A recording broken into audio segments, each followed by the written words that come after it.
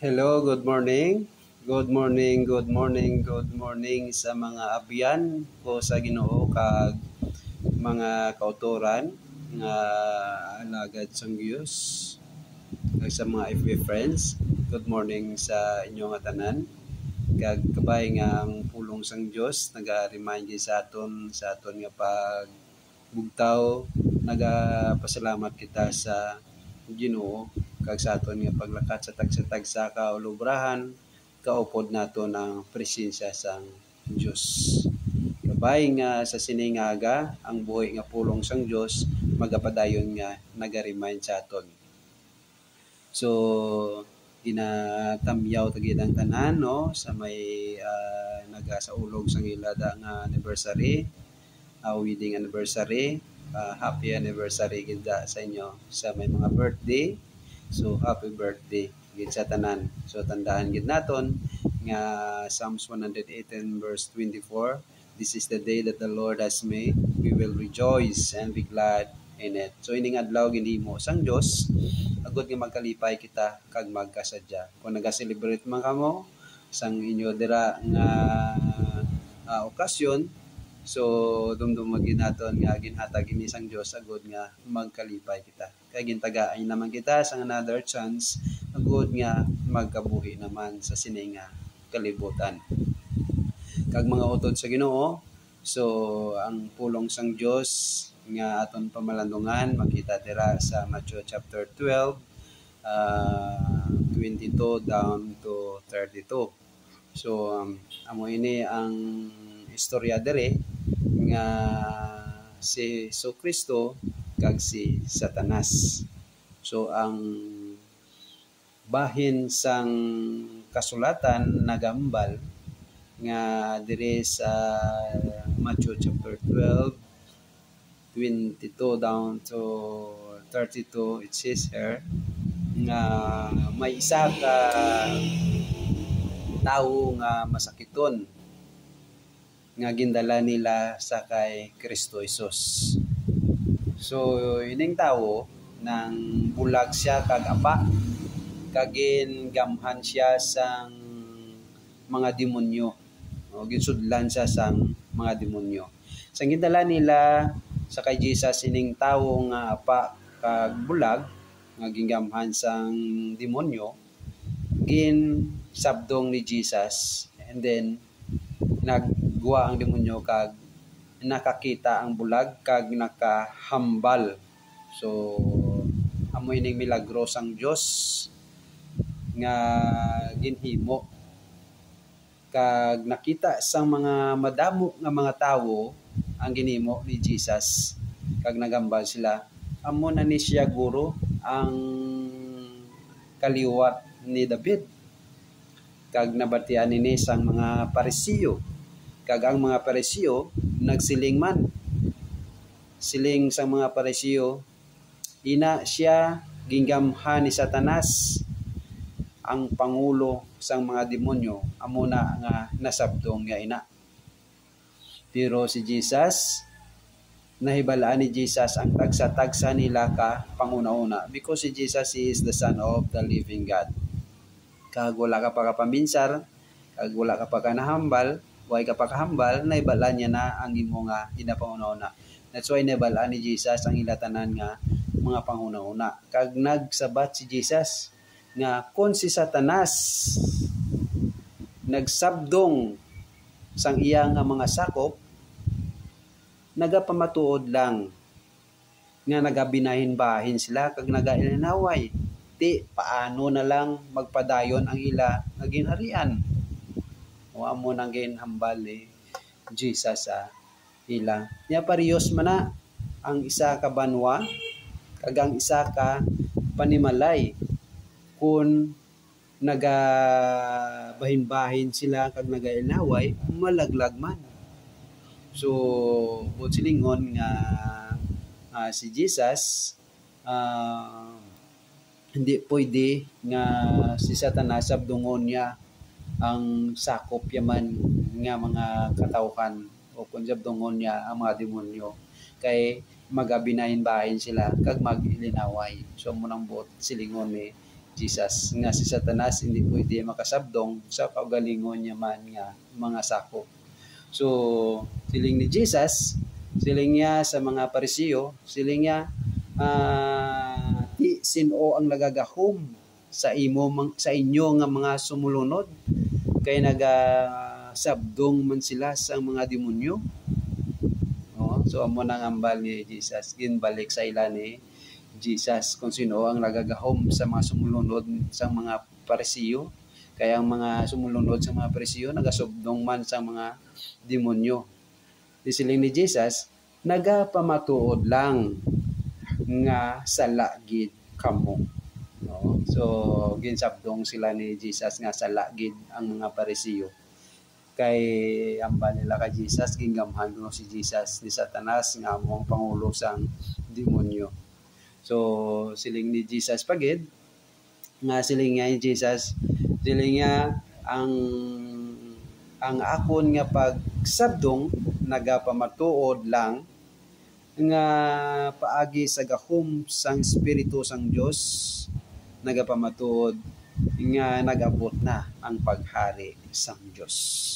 Subot silingon sa pag-perform sang Ginoo Hesukristo sa mga milagro, sa pagpang-ayo, sa pagsagdong sa mga demonyo, amo na ang tion nga nag-abot na ang paghari sang Dios sa mga katawhan diri sa kalibutan.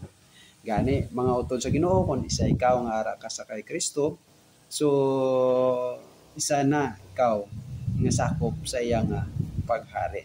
Kaghambal pag ni Jesus, sila nga ang mabakod nga tawo wala sang makasarang sa pagsulod sa iya, sa pagkuha sang iya nga mga pagkabutang. Pero kung magapos na siya, sarang na mapangkuha ang iya nga mga pagutang, makapagusto na sila sa pagpanguha. So ang bali Jesus, ang nagapamati sa akon, upod ko, pero wala nagapamati sa akon, kontra sa akon. Ang wala nagabulig sa tipon sang mga katawhan sang Dios, nagapalapta lang sila. Kag ang nagahimo sang malain kag nagapasipala sa Dios, sarang pa mapatawad. Pero ang nagakontra kag nagapasipala sa balaan nga Espiritu Santo, hindi na gid mapatawad sa subong nga panahon, tubtub sa palaaboton nga panahon. Sumbot silingon ni Jesus nga ang yadto ang paghambal sa mga Parisiyo, nga ginhambalan sa mga Parisiyo si Jesus, nga gingamhan siya ni Satanas, nga amo ang pangulo sa mga demonyo, amo na nga nasabdong niya ang mga demonyo nga nagwa sa tao. Subot silingon, atong ginhambal sa mga Parisiyo kontra ato batok sa balaan nga Espiritu Santo. Kag hindi mapatawad ang amuna nga mga bagay. So hambal ni Jesus, sila niya ang nagahimo sa malaing kag ang nagakontra batok sa Dios, ang nagapasipala sa Dios, sarang pa mapatawad. Pero ang nagapasipala sa Espiritu Santo, hindi na gid mapatawad. So mga utod sa Ginoo, applicable ini katama sa aton, no? Naga-reflect sa aton nga kabuhi nga dapat maghalong-halong gid kita sa paghambal. Nga kung ang isa ka alagad sang Dios kag ang isa ka katawhan sang Dios nga gingamhan sang balaan nga Espiritu Santo, kag pray over siya sa isa ka masakiton, and then nahibal-an naton nga ina ang tawo nga nagamasakit gingamhan sang malain nga Espiritu Santo, and then ginkaduan sang alagad sang Dios kag ginpangamuyuan. Pagpangamuyo na ayo kag nagwa ang malain nga espiritu sa sina nga tawo. So tapos nga ikaw nakakita kag ginhambalan mo ay hindi na saya alin sa Dios, no? Alin sa Dios kundi iyan ay sang limuon sang demonyo muna nga na nag-ayo, no? Kaya ang demonyo pwede man maka pang-ayo, pwede man makatabog sang demonyo man. So butsilingon ina siya batok sa balaan nga Espiritu Santo. Kaya mo itong ginsaysay ni Jesus nga wala sang gahom ni Satanas nga makatabog man sa iya nga mga sakop kay nagapamatuod din na nga nagabinahin-bahin sila kag nagainaway. So butsilingon ang grupo ni Satanas hindi pwede nga magsabdong man sa kagalingon niya man nga sakop kay nagapamatuod nga nang nagabinahin-bahin sila kag nagainaway. Di paano magpadayon ang ilang ginharian kung nagasabdunganay sila sa isa kag isa. So butsilingon nagaugyon man no ang mga gahoms ni Satanas kag ang iya nga mga sakop. So gani mga utod sa Ginoo isa ini ka dako nga reminder sa aton nga kung ara ka sa kay Kristo Hesus so makita mo ang buluhaton sang Dios. No biskan hindi kita magkilalahay, hindi kita kilalala.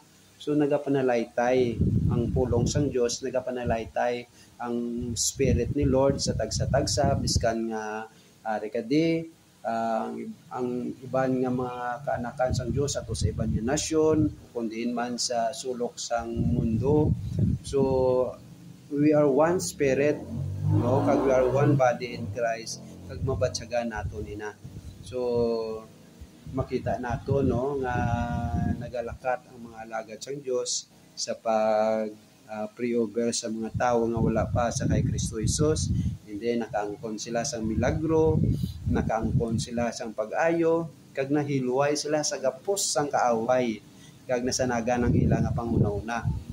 And then kung ikaw nga nakakita sang sina nga mga milagro tapos ginambalan mo ay yan ni Satanas ang ilang nga ginahimo. So mga utod sa Ginoo, tama ka delikado ina nga mga pulong kay ina sa kontra sa balaan nga Espiritu Santo. Kag naghambal si Jesus sila nga kung malain ang imong ginahimo kag nagapasipala ka sa kay Kristo Hesus, pwede pa ina matawad. Pero ang nagapasipala batok sa Espiritu Santo hindi gid mapatawad. Gani magabinag-binag kita sa aton nga ginapangambal kag sa aton nga pag lantaw sa pag-discern kung ina bala buluhaton sa Ginoo. Kag makita na naton nga kung kita mga katawan sang Dios nagaisa man kita sa gahom paagi sa balaan nga Espiritu Santo. Kabayang pulong sang Dios nagahatag sa aton sang kaligunan kag nagahatag sa aton sang awareness kung paano kita